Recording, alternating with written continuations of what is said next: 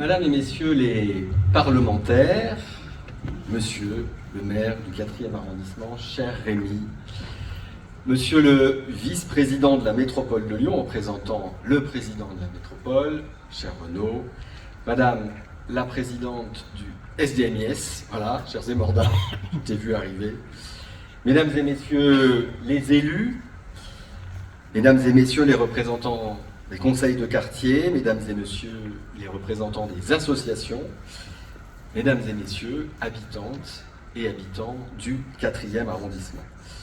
À mon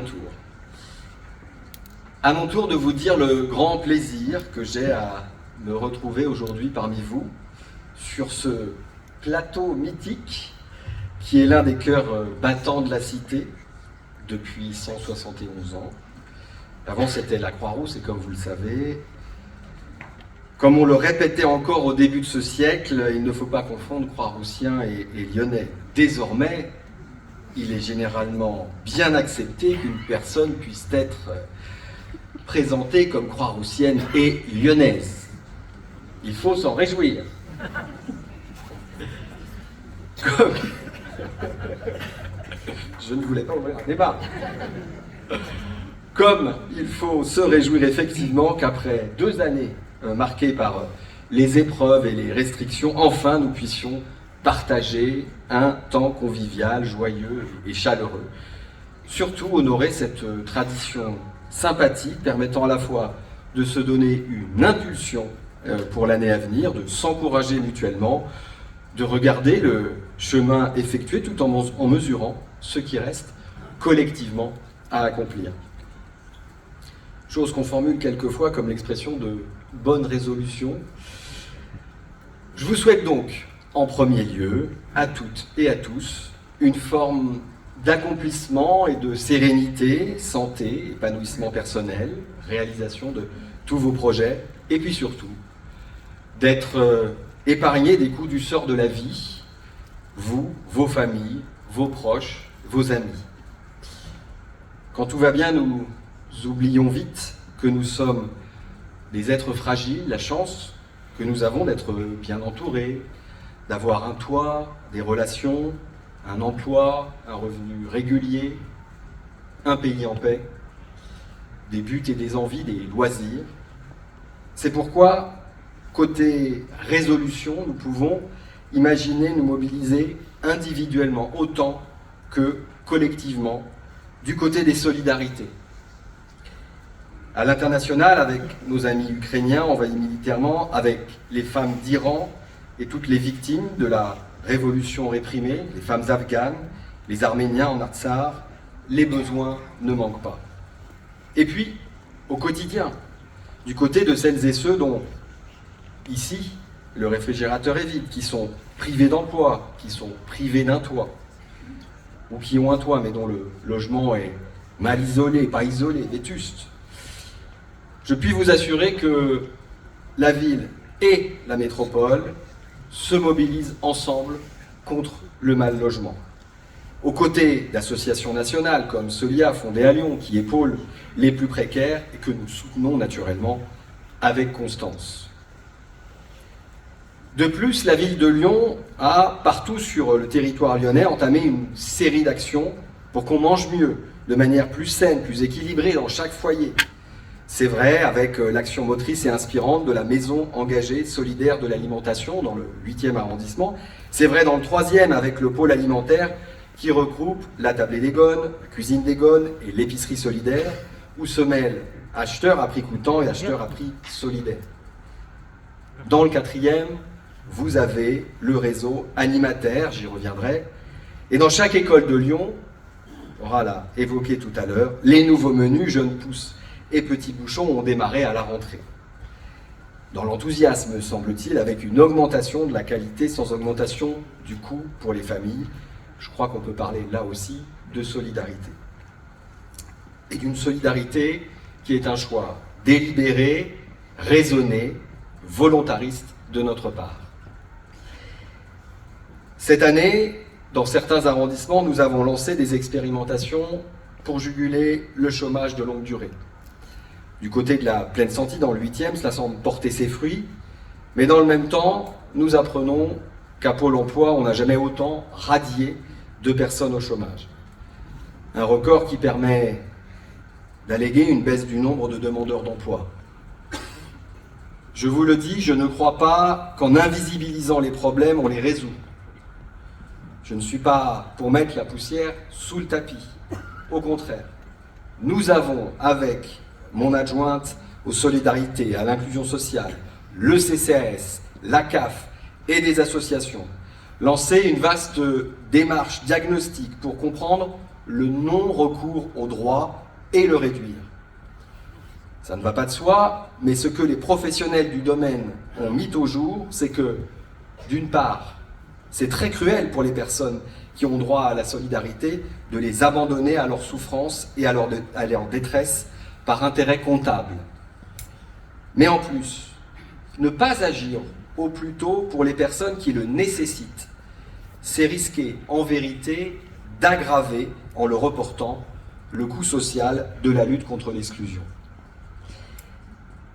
Il me semble que c'est aussi ce qu'avait compris intuitivement l'abbé Pierre, dont tout le monde ici se rappelle, j'imagine, à la fois l'humanisme, et qu'il est né à la Croix-Rousse, d'une famille aisée de Soyeux.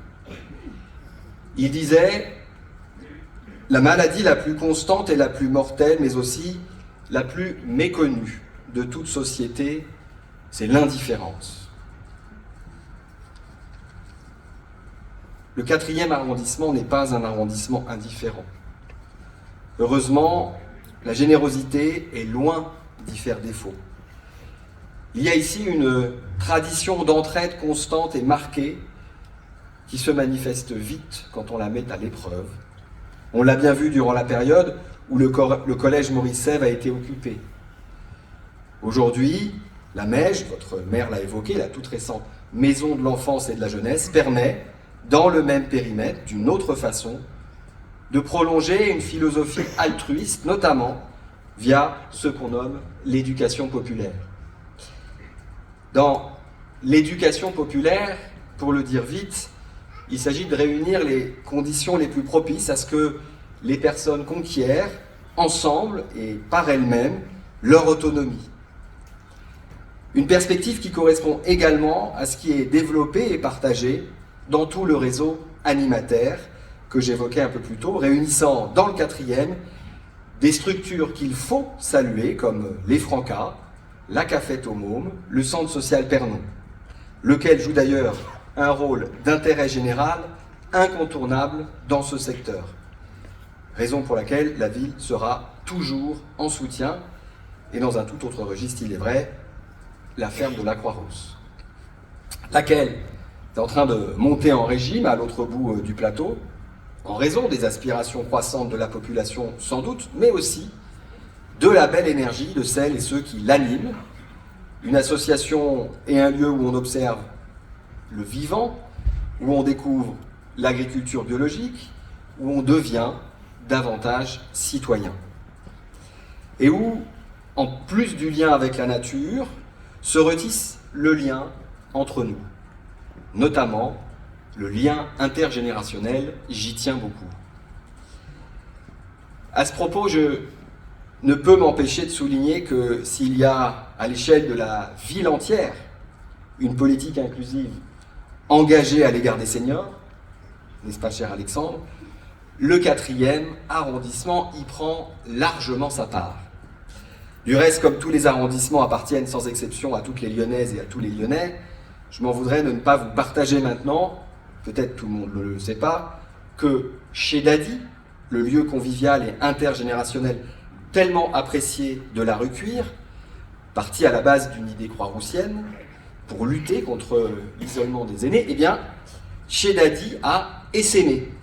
Désormais, depuis quelques mois, il y a un 2e endroit où on peut se trouver entouré d'une 2e famille, comme si on était à la maison. C'est dans le 2e arrondissement, justement, avec le soutien consistant de la ville de Lyon, on peut le dire, à proximité de la résidence intergénérationnelle Georges Rhin, qui accueille près de 80 résidents seniors et une quarantaine d'étudiants. D'ailleurs, puisque nous évoquons le cadre de vie et les conditions permettant de bien vieillir, Je me permets de dire que nous pensons là à l'ensemble des seniors, toutes et tous. Ainsi, nous avons voté de façon unanime au conseil municipal du 20 septembre dernier la création d'une maison de la diversité dans le 4e. C'est une première en France, une maison de retraite qui ouvrira ses portes en 2024 et proposera un hébergement aux seniors se sentant en difficulté du fait de leur orientation sexuelle. Avec un fonctionnement participatif, des espaces partagés, des appartements à loyer intermédiaire ou modéré, nous espérons à la fois que ce lieu comblera les attentes de ses futurs occupants et occupantes et contribuera à l'évolution des mentalités, à la lutte contre les discriminations dont souffrent bien trop souvent encore les personnes LGBT. La solidarité toujours avec la décision immédiate de notre ville de protéger, voire de sauver, la Villa Gilet après la coupe par la région non concertée qui la mettait en péril, alors même que son animation intellectuelle et artistique est reconnue partout et génère un engouement incontestable, une ouverture au monde pour les idées et les échanges qui bénéficient à toutes et à tous. Nous allons prochainement la rénover et la transformer afin qu'elle s'ouvre encore plus au parc de la Cerisay, oui, celui-là même où la République des Canuts fait pousser ses pieds de vigne. Surtout, réagencée, la Villa Gilet continuera non seulement d'être un lieu de vie, mais un lieu d'échange encore plus intense avec l'espace urbain dans lequel elle se tient. Le vôtre, qui jouit d'une animation culturelle importante. Je pense par exemple à ce beau cinéma caché, le CIFA Saint-Denis. L'occasion pour moi de vous inviter à retourner dans les salles obscures. C'est notre ADN lyonnais et surtout un plaisir qui se partage. De même, vous avez la chance d'avoir un théâtre de très grande qualité, avec une programmation artistique rafraîchissante. On y jouait il y a peu une très belle pièce d'après le roman d'Honoré de Balzac, Les Illusions perdues, sur le rôle fondamental de la presse dans la France d'hier et peut-être d'aujourd'hui. Les illusions, fatalement, sont appelées à se perdre, les idéaux, eux, se conquièrent et se défendent. On ne peut s'en rapprocher qu'en unissant nos forces pour les faire advenir. Cher Rémi, tu l'évoquais un peu plus tôt, le 4e arrondissement est un arrondissement, je crois, moi aussi, où il fait globalement bon vivre, où le bien-être peut encore s'accroître, en synergie avec l'évolution de la ville, parce que nombre d'entre vous s'impliquent pour l'embellir, expriment leurs souhaits, leurs idées, leurs envies, ce qui peut se concrétiser du reste via le budget participatif dont nous venons de célébrer la fin de la première étape avant-hier, en livrant publiquement à l'Hôtel de Ville la liste des projets lauréats que vous allez accompagner pas à pas dans leur réalisation avec nos élus et nos services. Je sais par exemple qu'en plus d'assez nombreuses végétalisations de cours de crèche, d'écoles et d'aires de jeu pour enfants, les habitantes et les habitants du 4e ont demandé la rénovation des terrains de sport du TACO. Ça va donc être fait. Une remarque, tu m'autoriseras, cher Rémi, votre maire d'arrondissement n'a pas eu l'occasion de le développer en exposant sa feuille de route, qui est effectivement très dense, mais vous vivez dans un arrondissement traversé par une belle dynamique sportive. Je ne parle pas que de la boule lyonnaise et de l'accro, mais il est vrai qu'en plus d'un boulodrome qu'on nous envie, vous pouvez compter sur des équipements sportifs de qualité, le stade Grégory Coupet, les cours de tennis du TCCR situés dans le parc Poppy, à quoi il faut ajouter qu'il y aura bientôt des nouveaux terrains de beach volley non loin du gymnase Bayeux. J'ajoute ces quelques éléments, mais rien ne s'élabore en vérité, y compris quand c'est moi qui en parle, sans cette connaissance fine qui nous arrive par l'intermédiaire de vos mairies de proximité. Vous vous en rendez bien compte, je le sais, et Rémi et ses conseillers d'arrondissement sont là jour après jour sur le terrain avec cette lecture et cette compréhension familière des espaces et de leurs usages. C'est pourquoi je dois dire que ce qui se réalise dans le 4e s'accorde parfaitement avec la philosophie de notre action à l'échelle de Lyon tout entier. Aider à grandir, verdir, préparer l'avenir, mettre à l'abri, protéger les plus vulnérables, protéger la biodiversité, en pleine conscience des limites planétaires, prendre soin de la santé globale, donner le meilleur cadre possible au développement de liens de qualité, valoriser le contact humain, soutenir nos acteurs culturels, garantir à chacune et chacun l'autonomie et l'épanouissement, s'assurer que nos espaces de vie, nos services, nos événements soient toujours accessibles, inclusifs, rassembleurs et populaires, soutenir nos commerces et l'activité de proximité par des labels comme Fabriqué à Lyon ou en s'opposant de manière déterminée à la prolifération des dark stores et des dark kitchens, appuyer à l'inverse le développement de l'économie sociale et solidaire en partenariat avec la métropole. Mais comment ne pas souligner la valeur spécifique, unique des restaurants et nombreux petits commerces du 4e, surtout en cœur de quartier. C'est un bonheur quotidien qui porte une grande part de la valeur des lieux. Je remercie pour finir votre maire, cher Rémi, d'avoir pris le temps aussi de présenter son équipe particulièrement vaillante et engagée, les prérogatives de chacune et de chacun, les efforts déployés pour comprendre la population du 4e arrondissement, répondre à ses besoins, informer, concerter. Le premier atout de cet arrondissement, c'est, au-delà de sa densité associative, sa richesse humaine. Je pense d'abord aux soignants, à qui nous devons tant, qui travaillent à l'hôpital de la Croix-Rousse et qui, pour un certain nombre, vivent aussi dans l'arrondissement. Plus largement encore, la richesse humaine du 4e, ce sont ses habitants, les femmes, les hommes, les jeunes, les seniors, les enfants, les personnes qui y vivent, qui y travaillent, qui s'y investissent.